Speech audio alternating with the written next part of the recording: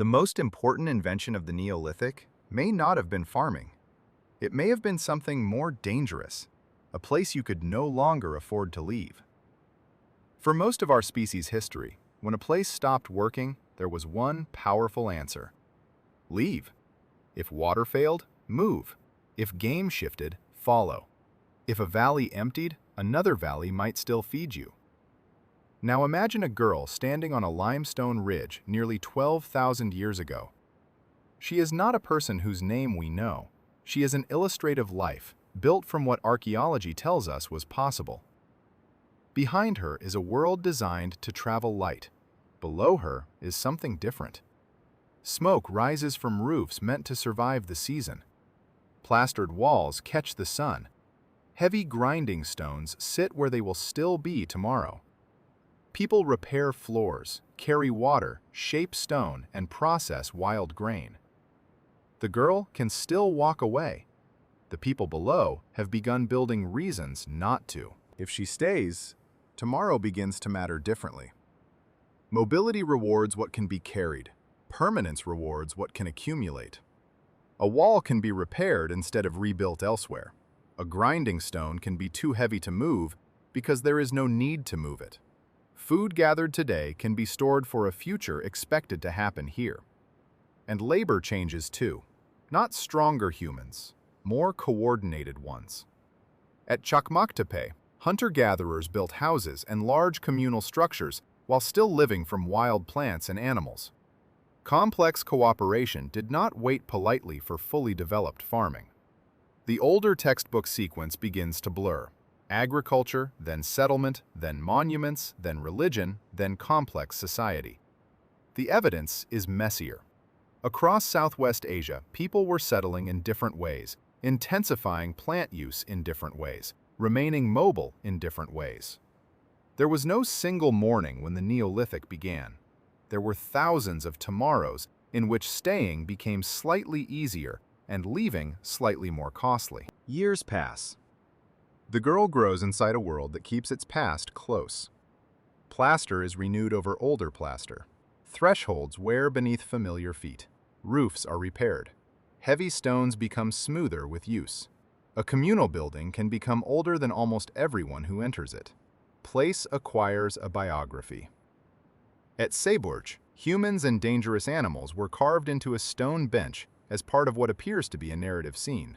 At Göbekli Tepe, anthropomorphic T-shaped pillars carried arms, hands, and belts. At Karahantepe, human forms were integrated into architecture itself. We call one space domestic, another ritual, one object art, another religion. Those may be our categories, not theirs. And the dead did not always disappear from the world of the living. Human remains could be revisited, selected, moved, or placed again. That is not proof of sacrifice. It is not proof of ancestor worship. But it means the past could become physically present. In walls, in bones, in stories. In places that remembered more than any one person could. And while memory accumulated, food changed too. A community tied more tightly to place had new reasons to make food more predictable. Wild cereals could be gathered more intensely, productive patches revisited, plants processed, stored, and increasingly managed. In different places over many generations, cultivation and domestication emerged through different pathways. Which came first, settlement or agriculture? Perhaps the question is too simple. Staying made predictable food more valuable. Predictable food made staying easier. More people made cooperation more necessary. Cooperation made larger projects possible. Larger projects invested even more labor in place. A loop formed. People changed landscapes. Landscapes changed food. Food changed population. Population changed social life. Social life changed architecture. Architecture changed memory. And memory made place harder to abandon. Permanence did not simply give humans new powers. It gave them new things to lose. And then, one day, the building is closed. Not abandoned to weather, not simply forgotten, At Çakmaktepe, one communal structure appears to have been deliberately backfilled. In another, burned skulls of wild animals were placed beside the walls. At Karahantepe, special buildings were also intentionally filled. We can describe the act. We cannot recover the thought. Perhaps the woman who once stood on the ridge is old now.